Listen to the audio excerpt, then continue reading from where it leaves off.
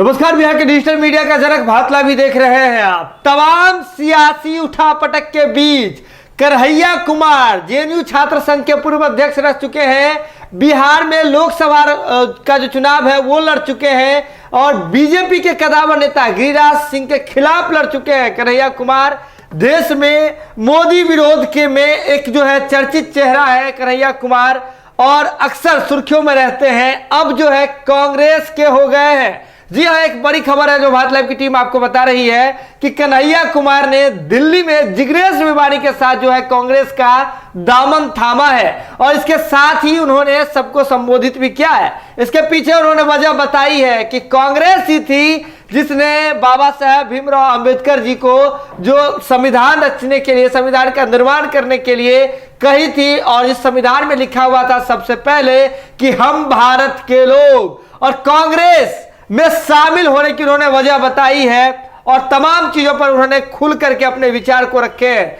हम बात कर रहे हैं कन्हैया कुमार जी की। सीपीआई में थे, सीपीआई से छोड़ करके सीपीआई से उनका मोह भंग हुआ था। इसके बाद अब जो है कांग्रेस में आए हैं और यह मानकर चला जा रहा है कि ये कांग्रेस के लिए नई संजीवनी की तरह है, जो कांग्रेस डूबती हुई नाव बनकर के उभरी थी, जैसा कि सत्ता के गलियारों में चर्चा चलती है, सत्ता पक्ष के लोग कहते हैं। और ऐसे में कन्हैया कुमार कांग्रेस के हो गए। देखिए क्या कुछ कह रहे हैं कन्हैया कुमार जी अपने जो है अभिभाषण में। कन्हैया कुमार जी क्या कुछ कह रहे हैं, आइए देखते हैं उनका ये वीडियो।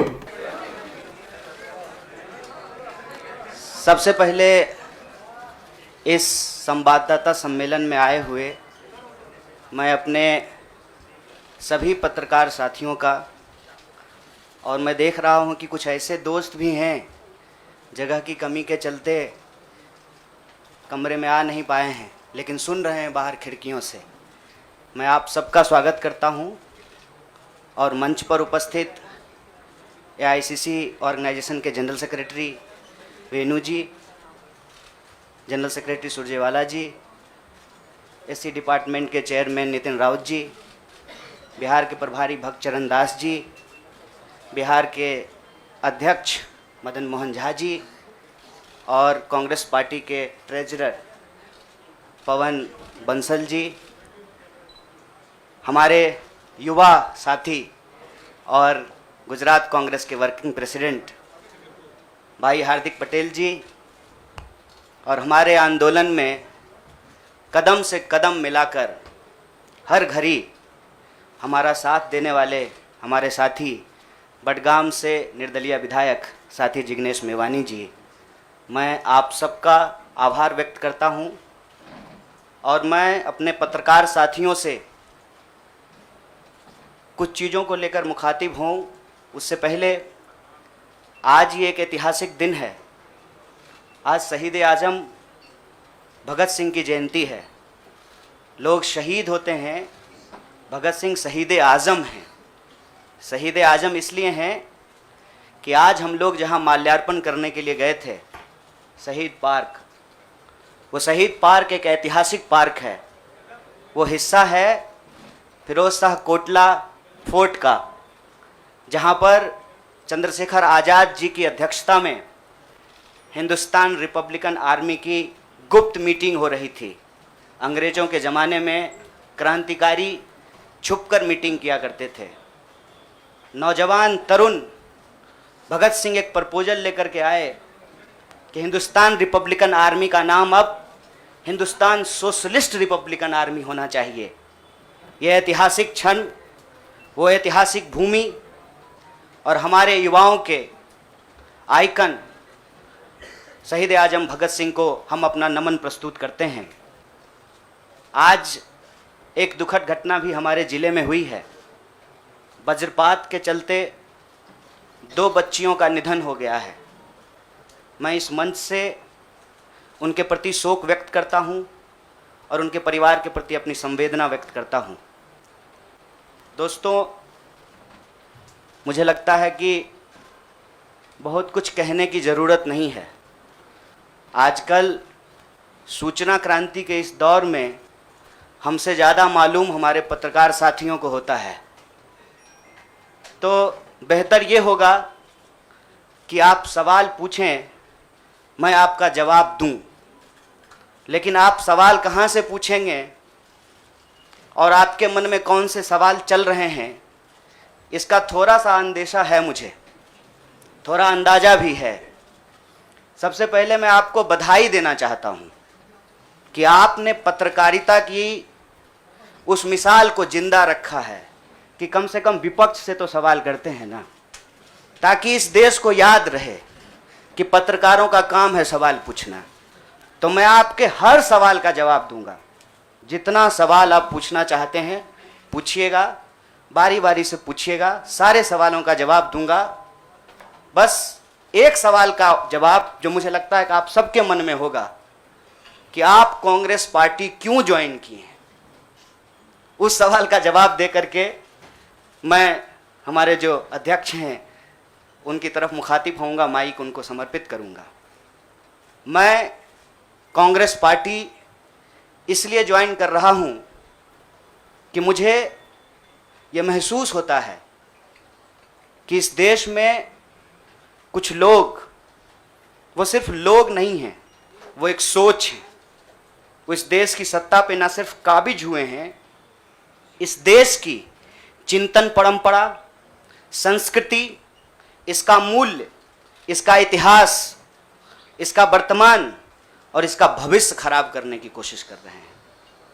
वो जो सोच है, उस सोच के बारे में आप अपने आप समझ जाएंगे, क्योंकि कहीं मैंने पढ़ा था कि आप अपने दुश्मन का चुनाव कीजिए, अपने विपक्ष का चुनाव कीजिए, दोस्त अपने आप बन जाएंगे। तो हमने ये चुनाव किया है। हम इस देश की सबसे पुरानी पार्टी, सबसे लोकतांत्रिक पार्टी, मैं जोर दे करके बोल रहा हूं लोकतांत्रिक पार्टी, ताकि आप लोग परिवारवाद पे सवाल जरूर कीजिएगा।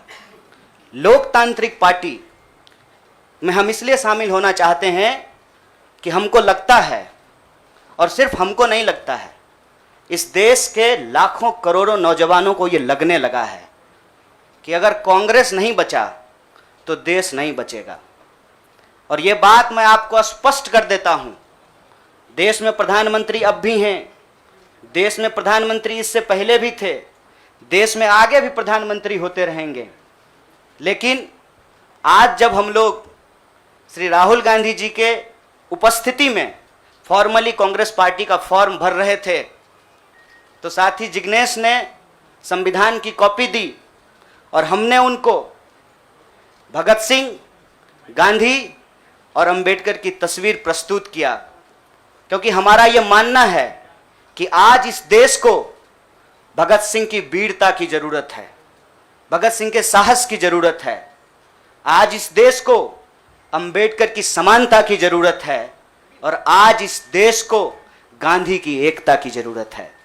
गांधी जब कहते हैं रघुपति राघव राजा राम, पतित पावन सीताराम, ईश्वर अल्लाह तेरो नाम, सबको सन्मति दे भगवान, ये गांधी की एकता है। जब अंबेडकर कहते हैं कि किसी भी समाज का मूल्यांकन वहां महिलाओं की क्या स्थिति है इस बात से होगा, तब वो समानता की वकालत कर रहे होते हैं। मैं नहीं मानता हूं कि डॉक्टर बाबा साहब भीमराव अंबेडकर किसी एक समुदाय के नेता थे। कांग्रेस पार्टी ने, संविधान सभा ने डॉक्टर बाबा साहब भीमराव अंबेडकर को संविधान बनाने की जिम्मेवारी दी, और उस संविधान के प्रियम्बल में यह लिखा है, हम भारत के लोग भारत को एक प्रभुत्व संपन्न समाजवादी धर्मनिरपेक्ष लोकतांत्रिक गणराज्य बनाने के लिए, इसमें समानता, न्याय के मूल्य निहित हैं। और जब भगत सिंह कहते हैं कि आप व्यक्ति को कुचल सकते हैं, विचारों को नहीं, आप बम और पिस्तौल से कभी इनकलाब नहीं ला सकते हैं, उस साहस की जरूरत है हमको। मुझे नहीं लगता है, मेरे बहुत सारे राजनीतिक दोस्तों को यह लगता है। मुझे लगता है कि यह देश 47 से पहले वाली स्थिति में चली गई है, लेकिन जिनको लड़ना है उनके पॉलिटिकल इमेजिनेशन में आज भी हर कोई अपना अपना शोरूम बचाने के चक्कर में है। रे भाई, मॉल में आग लग गया है, दुकान बचाओगे? बस्ती में जब आग लग जाती है ना, बेडरूम की चिंता नहीं करनी चाहिए। आज हम इस मुहाने पे खड़े हैं कि इस देश के भीतर भारतीय होने की जो पहचान है, जिसमें बुद्ध निहित हैं, जिसमें कबीर निहित हैं, जिसमें नानक निहित हैं, जिसमें हर बार हर दौर में सत्ता से सवाल पूछने का साहस होता है, उस भारतीय चिंतन परंपरा को बचाने की जरूरत है। इसीलिए हम कांग्रेस पार्टी में शामिल हुए हैं कि कांग्रेस पार्टी वो पार्टी है जो गांधी की विरासत को लेकर के आगे चलेगा। कांग्रेस पार्टी वो पार्टी है जो सरोजनी नायडू के विचारों को लेकर के चलेगा। कांग्रेस पार्टी वो पार्टी है जो अम्बेडकर, नेहरू, अशफाक उल्लाह खान, शहीद आजम भगत सिंह और मौलाना अबुल कलाम आज़ाद के रास्तों पे चलेगा। हम जब भी समानता और बराबरी की बात करते हैं, यह कुछ व्यक्तियों तक सीमित नहीं है, यह भारतीय होने का इतिहास है। और इस भारतीय होने के इतिहास को अपने आप में यदि कोई समेटे हुए है तो देश की सबसे पुरानी पार्टी है। और जो लोग कह रहे हैं विपक्ष कमज़ोर हो गया है, यह सिर्फ विपक्ष के लिए चिंता की बात नहीं है। यह मैं नहीं कह रहा हूँ, कोई शास्त्र, कोई किताब उठा करके देख लीजिए। जब विपक्ष कमज़ोर हो जाता है, सत्ता तानाशाही रुख अख्तियार कर लेती है। इसीलिए देश की सबसे बड़ी विपक्षी पार्टी, मैं कोई गुनागणित नहीं कर रहा हूं, लेकिन मुझे यह बात सीधे तौर पे समझ में आ रही है कि देश के लोकसभा में 545 सीट हैं, 200 लगभग सीट ऐसे हैं जहां भाजपा के सामने कांग्रेस के अलावे कोई विकल्प नहीं है। मैं ये नहीं कह रहा हूं कि मेरी जिम्मेवारी सिर्फ एक पार्टी के लिए है, लेकिन जो पार्टी सबसे बड़ी पार्टी है, सबसे बड़ी विपक्षी पार्टी है, उस पार्टी को अगर नहीं बचाया गया, अगर बड़े जहाज को नहीं बचाया गया, छोटी छोटी कश्तियां भी नहीं बचेगी।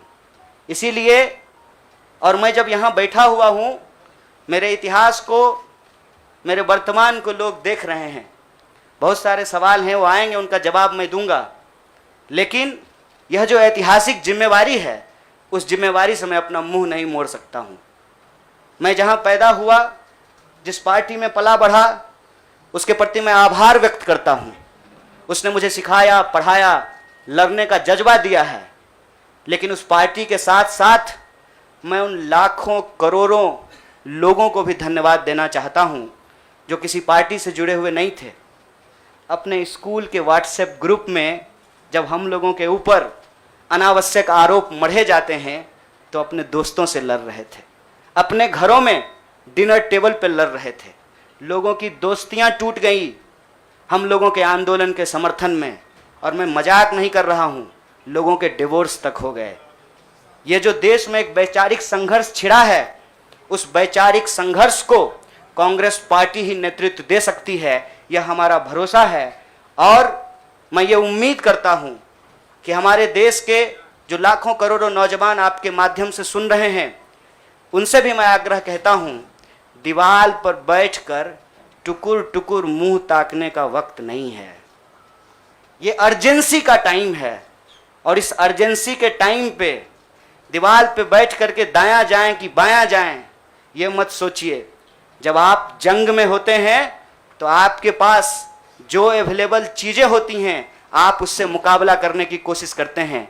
कांग्रेस पार्टी एक बड़ी जहाज है, अगर कांग्रेस पार्टी बचेगी तो हमारा मानना है इस देश के लाखों करोड़ों नौजवानों की आकांक्षाएं बचेंगी, गांधी की मीमांसा बचेगी, भगत सिंह के सपनों का भारत बचेगा, और डॉक्टर बाबा साहब भीमराव अंबेडकर की समानता का भारत का निर्माण संभव हो पाएगा। इसी आशा और उम्मीद के साथ मैं इस पार्टी से जुड़ा हूँ, और मुझे पूरा भरोसा है कि कांग्रेस पार्टी जो अपने आप को एक लोकतांत्रिक पार्टी कहती है, आज़ादी के साथ, अपनी पूरी मुखरता के साथ सत्ता से सवाल पूछना और लोगों के हक के लिए लड़ना भिड़ना संघर्ष करने में हमारे साथी रहेंगे, हमारे सहयोगी रहेंगे। और ये परिवार संघ परिवार नहीं, वो क्या परिवार जो परिवार छोड़कर परिवार बनाना पड़े, वो परिवार जो आपको परिवार छोड़ने के लिए नहीं कहता है, कहता है कि अपने परिवार में रहिए।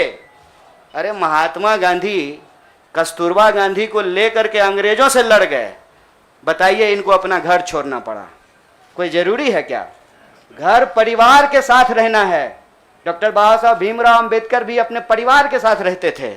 आप जितने बड़े लोग हैं उनका इतिहास उठा करके देख लीजिए, सब लोग अपने परिवार के साथ रहते थे। वो परिवार छोड़ करके बनने वाला परिवार नहीं। न्याय, बराबरी और संघर्ष के लिए इस परिवार में मैं शामिल हुआ हूं। सभी सदस्यों के प्रति देश के अंदर फैले हुए लाखों करोड़ों कार्यकर्ताओं को अपना आभार व्यक्त करता हूं।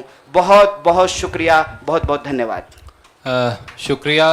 अगर ये वीडियो पसंद आई और वह बिहार के राजनीति और बिहारियत से सरोकार रखेनी तो सब्सक्राइब बटन दबा के चैनल के सब्सक्राइब कर ली।